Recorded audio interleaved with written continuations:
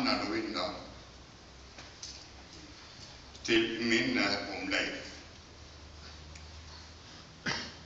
som var, som og alltid vil være en del av Bergens Skipperforenings charterkor.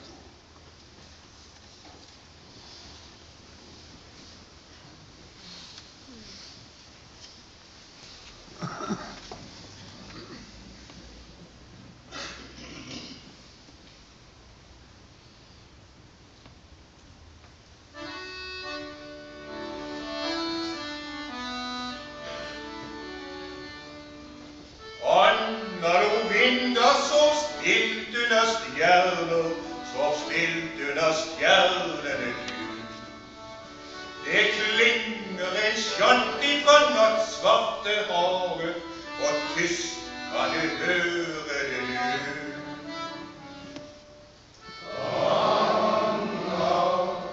Anna Lovinda, tyst kan du høre det nu.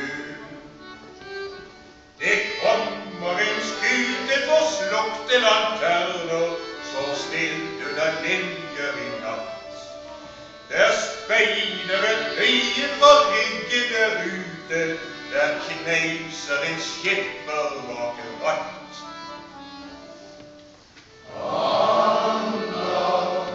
Anna Lovinda, mine pike, jeg kommer i natt. Jeg syng meg en sjanti om Anna Lovinda, som hviler så lunt under lyn.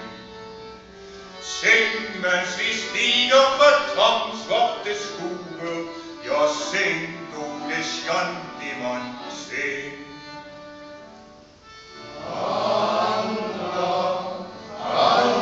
Lovinda, ja, syng, gode sjantimann, syng. Og sangen skal bæres på havmorgens vinger og vugges med vind imot land.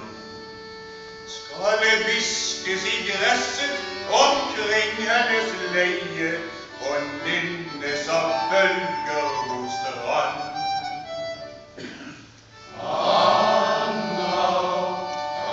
Anna Lovinda, skal nynnes av bølger mot strand.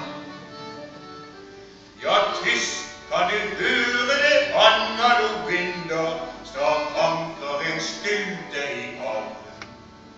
Snart det lyder hans fottrinn på stien der nede, han stanser og hvisker ditt navn. Anna Lovinda, han stanser og hvisker ditt navn.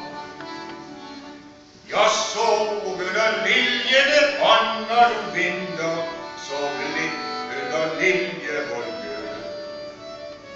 En vandrer har blottet sitt bord i kvelden,